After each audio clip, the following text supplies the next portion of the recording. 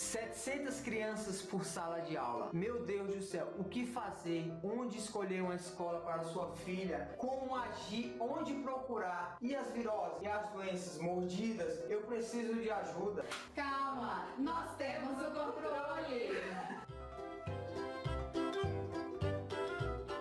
Eu sou o Marcos Romeu, o papai no controle. E hoje eu estou aqui na escola Recreio para ajudar os papais de plantão a solucionar um grande problema, uma dúvida, uma dor de cabeça que está assolando os miolos da mamãe e do papai. Eu sou a Flávia, sou pedagoga, psicopedagoga e especialista em transtornos globais do desenvolvimento infantil. Sou Andréia, sou psicóloga clínica escolar, trabalho com psicomotricidade e estimulação precoce. Quando a gente começou a procurar a escola para Tarsila, a gente foi em várias escolas aqui. A gente queria perto de casa, porque qualquer coisa tinha nossas rotas de fuga, né, que era chamar a família para buscar ela se a gente estivesse por longe. Mas a gente encontrou algumas coisas assim que a mamãe até falou assim, tem umas coisas que são meio bizarras. A gente encontrou uma escola que tinha aproximadamente 700 crianças por sala, né? Então, claro que não era 700, mas era uma quantidade assim muito grande de crianças, poucas pessoas cuidarem. Tinha uma outra que era uma casa improvisada, conforme ia surgindo a necessidade, ia tirando os móveis e ia montando as coisas.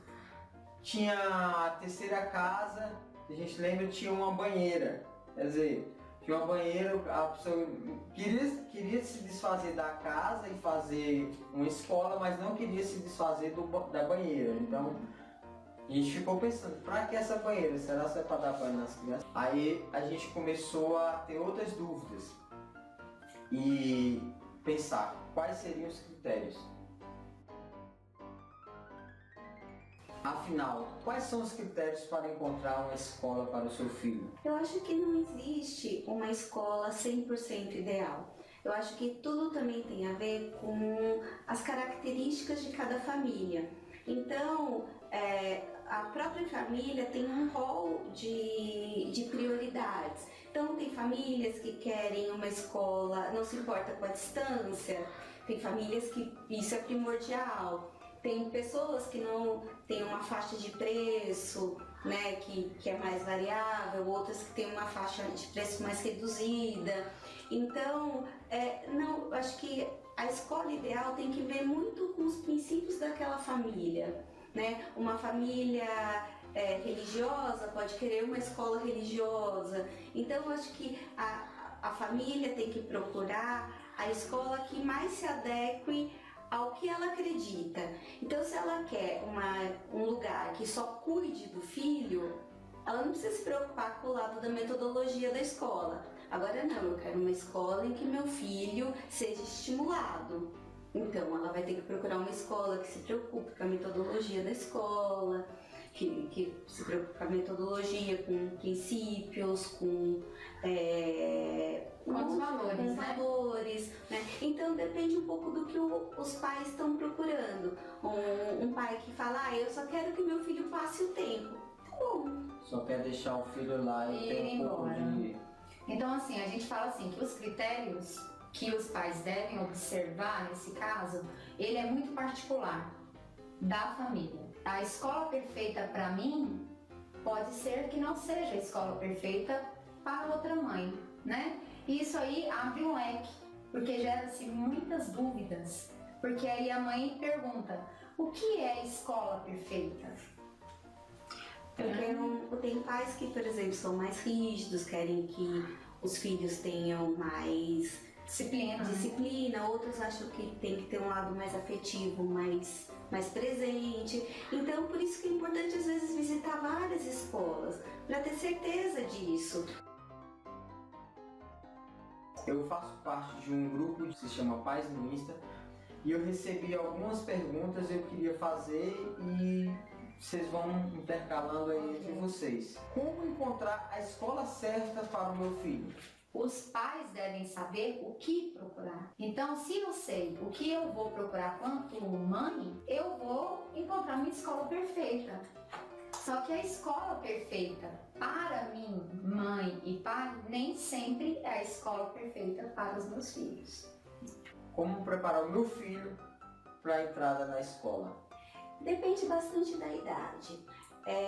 Se entra bebê na escola, uma das coisas que se deve preparar é já dividindo as funções entre pai e mãe, entre familiares em geral, acostumando o bebê com barulhos, com sons, deixar ele um pouquinho chorar, né? A gente é contra deixar a criança chorar muito tempo, mas numa creche, qualquer que seja a creche, muitas vezes você não tem como pegar a criança no momento exato do primeiro chorinho. Então a criança tem que aprender a lidar com essa frustração de começo, né? E tem crianças que, quando são muito agarradas só à mãe ou só ao pai, sofrem muito quando chega na escola. Se é um bebê que está acostumado com várias pessoas interagindo com ela, geralmente sofre menos. Uma criança um pouquinho maior, com 1, 2 anos, eu acho que a mãe já pode, os pais já podem falar, olha, você vai para um lugar muito legal, você vai para uma escolinha, essa escolinha vai ter professoras, vai ter amiguinhos, e a mamãe e o papai adoraram esse lugar, porque quanto mais confiança os pais mostram, mais confiança a criança vai sentir. Se os pais não confiarem na escola, o filho não vai confiar, porque o maior espelho da criança são os pais. Se ele olha e vê a mãe e o pai indecisos, aflitos, ele vai morrer de medo. Eu tenho uma pergunta do André Davi, ele é lá do Rio Grande do Norte. E se a criança chorar muito, que seria nos primeiros dias, né? O que eu faço? A criança, é normal chorar nos primeiros dias. Acho que a primeira coisa é passar para a criança confiança, né? As escolas têm que estar preparadas para essa adaptação. Cada criança vai ter adaptação no seu ritmo. A criança chorou, acho que o pai pode falar para ela, olha, o papai e a mamãe tá indo, mas aqui é legal, daqui a pouco eu tô de volta, pode ficar tranquilo, a mamãe vai, mas a mamãe volta, o papai vai, mas o papai volta. E passando essa confiança para a criança. De repente não conseguiu ficar o período todo, busca mais cedo, né? Eu acho que é importante insistir, mas não precisa torturar. Quantas crianças é aceitável dentro de uma sala de aula? Olha, hoje nós temos uma legislação do qual tem uma determinada quantidade. Porém, o certo, de acordo com estudos, de acordo com profissionais, é o quê? Crianças de 4 meses até 1 ano e 11 meses, ter 10 crianças por sala e 3 profissionais, uma pedagoga e 2 monitoras. Maternal 1, maternal 2, eu posso ter até 15 crianças e com 2 profissionais, uma professora e uma monitora. Jardim 1, jardim 2, eu posso ter no máximo 20, uma professora e uma monitora. Se o meu filho tomar uma mordida na escola, como proceder?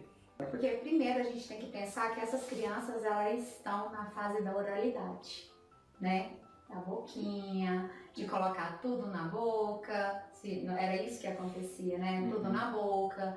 Então, a única defesa que ela tem é qual? A mordida. Então, o que acontece? Quando a criança, ela se sente, ela vai e morde. Eu falo assim, que isso eu estou falando da criança, a reação da criança, né? E a reação da escola, falando como escola, e a Andréa complementa falando dos pais. Mas assim, a reação da escola é o quê? A escola tem que estar preparada, os funcionários devem ser preparados para a recepção dessas crianças. Não vou falar que não vai acontecer mordida, porque igual eu falei, trata-se de uma fase da criança, uma fase de desenvolvimento infantil. Todos nós passamos por ela. Então assim, pode ocorrer. mas os nossos profissionais devem estar atentos. Chupeta, aqueles brinquedinhos, ursinho, essas coisas. Trazer ou não trazer para a escola? Eu tenho a impressão que a chupeta da Tarsila sai de boca em boca. Aí a tia pega, não sabe de quem é, toma menino. Então, enfia na sua boca. O que ocorre? Quando a criança vem para a escola, principalmente no período de adaptação, é interessante sim deixar a criança trazer. Porque tem muitas crianças que têm a mania com o urso, outro com a chupeta, outro com uma mantinha. Então, assim, o período de adaptação, que eu julgo ser 15, no máximo uns 15 dias, se a escola for preparada para isso, porque senão vai durar bem mais. Então, assim, é interessante trazer nesse período de adaptação. Depois que passa o período de adaptação, é legal trazer os brinquedos, essas coisas, somente no dia certo que a escola estabelece. Agora, aquela criança que faz uso de chupeta, mamadeira, essas coisas, tem que ter uma parte bem cuidadosa da escola no sentido de higiene. A minha pergunta é, hoje, as crianças ainda passam por esse mesmo período, quer dizer, chega na escola, entra, vai para a sala de aula, fica lá dentro da sala de aula, quando dá o intervalo, sai, lancha. Eu ia para a escola por conta da merenda, porque eu achava muito delícia a merenda da escola. E volta para a sala de aula ou mudou? Isso mudou bastante, né? Hoje em dia a gente preza muito o aprender brincando, né? Então as crianças, isso é uma coisa para os pais observarem muito quando vão atrás da escola. Qual que é a rotina da escola? Então a escola tem que usar métodos lúdicos para a criança aprender. Então você pode ensinar a criança as letras colocando na lousa ou usando pintura, recorte, colagem, massinha, né? E hoje a gente também sabe que algumas coisas vai estimular a criança muito mais do que algo que a gente fazia na nossa época. Por exemplo, os cadernos de caligrafia que a gente odiava, né? Massinha. A massinha trabalha em coordenação motora. É interessante o quê? O maternal 1, as crianças de 2 anos, todas juntas, né? Por quê? Porque elas vão descobrir, a fase delas é em comum. Então o quê? Elas vão para a horta, elas vão para o parque, elas vão para a brinquedoteca. Então elas brincam o dia inteiro? Não. Eu vou para a horta, eu tenho um leque de coisas que eu posso trabalhar. Eu posso trabalhar textura com a terra, Cor, né? Eu posso trabalhar a cor, eu posso trabalhar o pegar, que é a coordenação motora, eu posso trabalhar a coordenação motora fina, eu posso trabalhar a coordenação motora grossa. A criança dentro da escola, ela não pode ficar num lugar fechado, porque não é o que ela vai ganhar aqui. Aqui, por exemplo, onde nós estamos, tem brinquedos, tem cores, legal, mas o universo é muito mais que isso da educação infantil. O universo da educação infantil é o quê? Eu tenho que aprender com prazer, eu tenho que aprender brincando. Eu acho que a escola tem que perceber que desde o berçário até o Jardim 2, tudo é uma continuidade, né? Então a gente separa por desenvolvimento, a gente tem que prestar atenção. Uma criança que não trabalhou direito, o engatinhar, ficou, como a gente vê vários berçários que a criança fica o tempo todo dentro do cercadinho, Ou no bebê conforto. Ou no bebê conforto, ela não vai engatinhar, ela não vai rolar, ela não vai... Aí ela vai ter problema na locomoção, ela não vai correr direito, consecutivamente ela não vai aprender a pinça, ela não vai pegar no lápis e ela vai ter problema na alfabetização. Então parece uma coisa muito simples, é só um bebê. Não, não é só um bebê, não tem problema ficar dentro do cercadinho, tem sim. É a partir do rolar que ele vai engatinhar, é a partir de engatinhar que ele vai andar, é a partir do andar que ele vai pular, é a partir do pular que ele vai correr e assim vai indo. Outra dica é o quê? Eu como especialista, eu não vejo interessante o circuito de câmeras aberto. Pela integridade da criança, eu não vou acessar exclusivamente o meu filho. A partir do momento que a escola libera o circuito de câmeras, eu tenho acesso ao meu filho, ao seu filho, ao filho da André. Depois que eu passei a ser pai, eu fiquei mais frouxo, assim, mais emotivo, eu choro assim. E aquelas mamães choronas que vêm deixar o filho tá chorando e ela começa a chorar também. Porque assim, acho que o importante é os pais sempre mostrar para a criança que vocês confiam na escola que tá. Porque a criança é o espelho dos pais. Se você vai lá entregar seu filho e fica dando e puxando, se minha mãe não confia, se meu pai não confia, por que eu vou confiar? Pai e mãe, visitem quantas escolas vocês quiserem, mas por favor, leve o filho de vocês quando a decisão de vocês estiverem tomada. Quando bater o martelo, bata com segurança, né? Então assim, tá insegura, volta para casa, né? Vai para um lugar que você possa ligar, porque assim, eu acho que a escola tem que ter portas abertas. Portas abertas não quer dizer entrar na sala de aula, né? Porque se seu filho te ver, ele vai chorar de novo. Então, o Papai no Controle hoje conversou com a doutora Flávia Roberta e com a doutora Andréia França a respeito de como encontrar uma escola certa para o seu filho. Se tiver alguma questão, alguma dúvida, pode me enviar, que eu vou ter o maior prazer de pedir para elas responderem. E queria agradecer as duas por terem tirado um tempinho para responder a gente.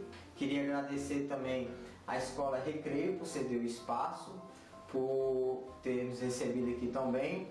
Espero poder fazer mais vídeos aqui. Se você gosta do nosso canal, gosta do nosso trabalho, já deixa o seu joinha aí. Se você chegou até o final do vídeo aqui, melhor ainda, sinal você está, ó. Deixa o seu joinha, compartilha o nosso vídeo, assina o nosso canal, pede para os seus familiares assinarem também, porque a gente precisa divulgar a paternidade, a gente precisa chegar mais distante para mudar o conceito e sair das quatro paredes. Vamos para o universo, como diz a doutora Flávia, né?